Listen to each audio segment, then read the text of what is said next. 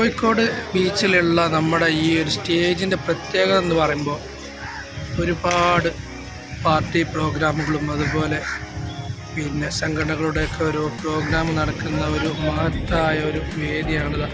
ആ വേദിൻ്റെ മുകളിലായിരിക്കും എത്രയെത്ര നേതാക്കന്മാർ, അതുപോലെ രാഷ്ട്രീയ സാമൂഹിക പ്രവർത്തകർ, അതുപോലെ നമ്മുടെ ഫിലിം ഇൻഡസ്ട്രിയിലെ നടന്മാർ, ഇവരൊക്കെ വന്നിരുന്ന് ഇവിടെയൊക്കെ പ്രോഗ്രാം വന്നു പോകുന്ന സ്ഥലമാണിത്.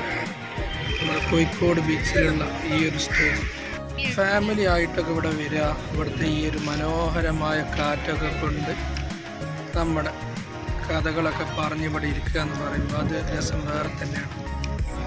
അതുകൊണ്ട് തന്നെ ഇവിടെ കണ്ടില്ലേ എത്ര ആളുകൾ ഒരു ദിവസം വരുന്നത്, അനേകായിരം ആളുകൾ ഇവിടെ വരുന്നുണ്ട് ഓരോ ദിവസവും നമ്മുടെ ഈ കോഴിക്കോട് ബീച്ചിലേക്ക്.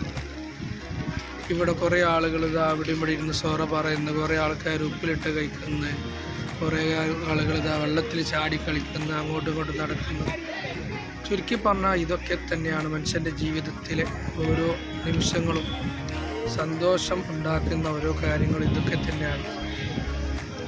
നമ്മുടെ ഒഴിവ് ദിവസങ്ങളിലൊക്കെ അതേപോലെ ഫാമിലിയൊക്കെ ആയിട്ട് വന്ന് കോഴിക്കോട് ബീച്ച് ഇവിടെയൊക്കെ വന്നിരുന്ന് അതൊക്കെ ഒരു വല്ലാത്തൊരു രസം തന്നെയാണ്. ഇപ്പൊക്കെ നമ്മുടെ ഈ കോഴിക്കോട് ബീച്ചിലൊക്കെ വരുന്ന സമയത്ത് ചെറുപ്പകാലത്തൊക്കെ വരുമ്പോൾ അനേകം കുട്ടികൾ പട്ടമൊക്കെ ഇങ്ങനെ മേപ്പോട്ട് പറപ്പിക്കുന്ന ഒരു കാഴ്ച ഒക്കെ കാണാനിടയായിരുന്നു. ഇപ്പോൾ എന്താണെന്നറിയില്ല. ഇപ്പോൾ ചുരുക്കം ഇപ്പം ഞാൻ ഇവിടുന്ന് നോക്കുന്ന സമയം തന്നെ ആകാശത്ത് ഒന്നോ രണ്ടോ പട്ടങ്ങൾ മാത്രം പാറിക്കളിക്കും. പൊതുവെ നമ്മുടെ കുട്ടികളായിക്കോട്ടെ ആരായിക്കോട്ടെ എല്ലാവരും ഇപ്പം മൊബൈൽ എന്ന ആ ഒരു ഫോണിൻ്റെ പിറകിലായിപ്പോയി. അതുകൊണ്ട് തന്നെ പഴയ രസങ്ങളൊക്കെ നമ്മുടെ ജീവിതത്തിൽ നിന്നും മുറിച്ച് മാറ്റിയ പോലെയാണ്.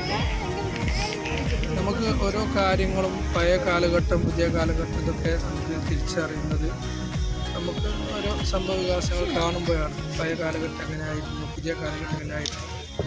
പഴയ കാലഘട്ടം എന്ന് പറയുമ്പോൾ അത് വല്ലാത്തൊരു രസമുള്ളൊരു ജീവിതം തന്നെയാണ്, എല്ലാവർക്കും അറിയാവുന്ന കാര്യമാണ്.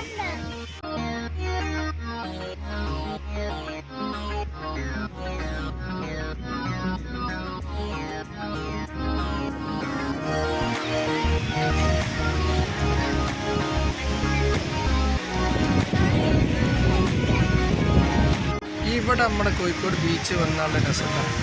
നമ്മുടെ ഇവിടെ വന്ന ഏതൊരു മനുഷ്യനെന്താ ഈ ഉപ്പിലിട്ട് വെച്ച ഈ ഒരു മാങ്ങ, അതുപോലെ പിന്നെ നെല്ലിക്ക, പൈനാപ്പിൾ ഇതൊക്കെ കഴിക്കുക.